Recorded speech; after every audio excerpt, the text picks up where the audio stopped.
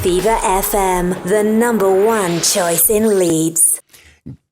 Just prior to talking to you, we were announcing this, and a lady rang me up, and simply she was saying that she, some of these reasons about the control, about the money, about what you wear, what you got to eat, and how you sort of sit and how you talk to people. Yeah. She realized that she is under control with all these symptoms, but she doesn't want to move out of the family. She's in a relationship, and she's quite content. Is there some sort of the question she was asking? Is there some sort of help available for my partner where he can change his views? Yeah, that's a really interesting situation, and it's one that we come across an awful lot, and it's a question that we get asked a lot as well. Why do people stay? Why do they not leave? And it might be that deep down, they really hope that the perpetrator of domestic abuse will change. Yes, yeah. They won't change without significant intervention. And it is about understanding the risks to yourself and what your rights are and what your options are. One of the things we hear a lot when people first access our service is, I don't think this is domestic abuse, but I would just like to talk to you about this. And we know almost all of the time when a conversation starts like that, it is an abusive relationship. Somebody is at risk.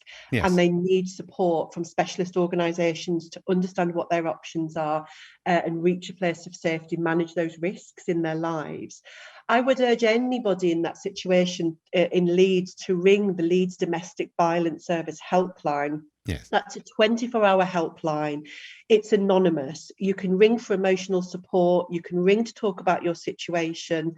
If you don't want to make changes, then nobody's going to force you to. Yes, of course. If through that conversation you do want to make changes, then the qualified and specialist team are then able to talk to you about what your options are.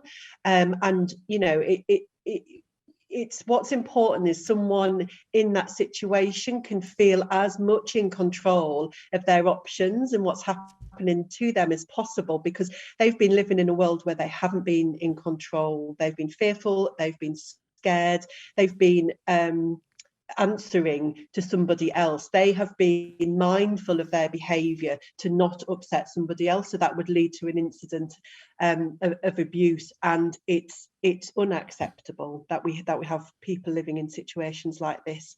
And I really would urge anybody who's in an abusive relationship, who's concerned that they're not safe, concerned that they're being controlled, to ring the LDVS helpline for support. And yeah, there's plenty of help. And you mentioned that it's all in confidence. It's absolutely confidential. We understand the risks, around this. We would work very closely with the victim and work, in confidence. It's a completely safe and confidential program. Yeah. Oh, that's brilliant.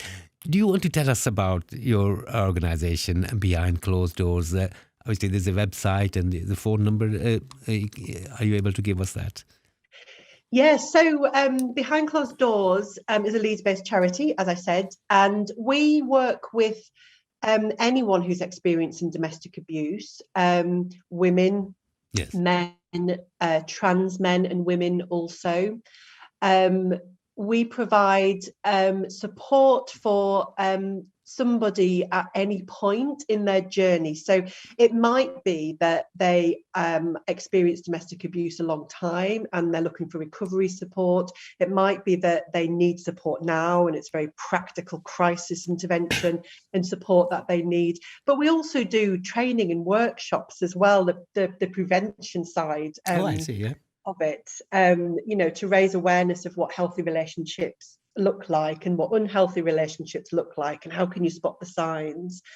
We work, as I said, with about 600 people a year. We're a busy service, and during the pandemic we saw the numbers of people we were working with increased by about 21%. Oh dear. So, we saw how difficult it was for people in abusive relationships feeling trapped with their abuser in their house during the restrictions. Yes.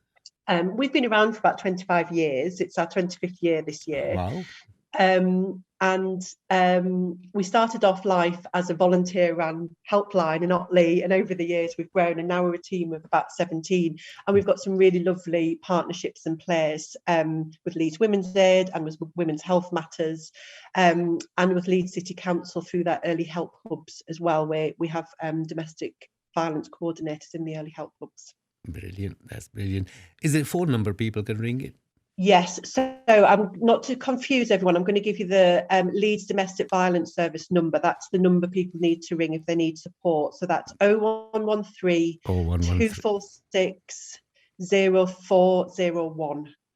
So that's 0113 246 0401. Yeah, and if you Google LDVS or Behind Closed Doors, you'll find websites.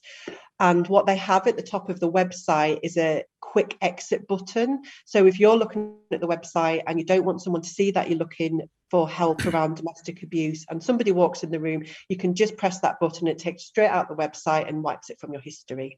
That's brilliant. Ruth, you said that your organization's been going for 25 years. You must. How does it feel? How does a person feel, when they've been through, all this domestic abuse, and then they've received help from people like yourselves? When they come on the other side, do you notice the difference? What is it? Yeah, we do.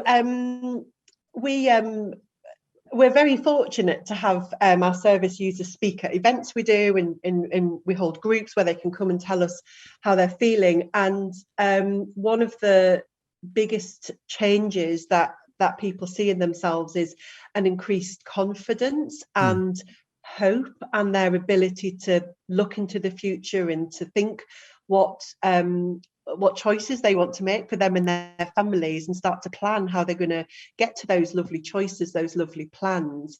And they're able to just think back to a time when actually they were in an abusive relationship, and that was never an option for them because somebody else was controlling everything that they Yes, do. of course.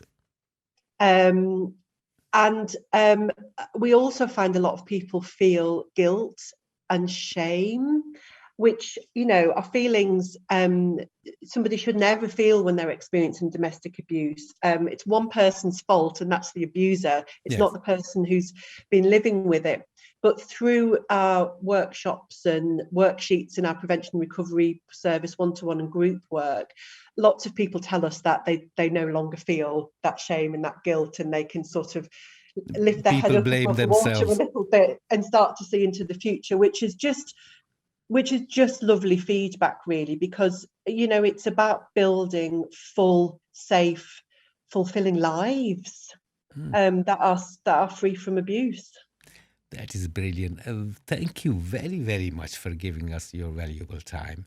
And I'll mention your phone number as well. This is the number is 0113 246 0401 if anyone needs help. And there's lovely people like Ruth there to help you. Thank you very much again. Thank you very much. You have a nice day. Bye. Bye-bye. Thank you.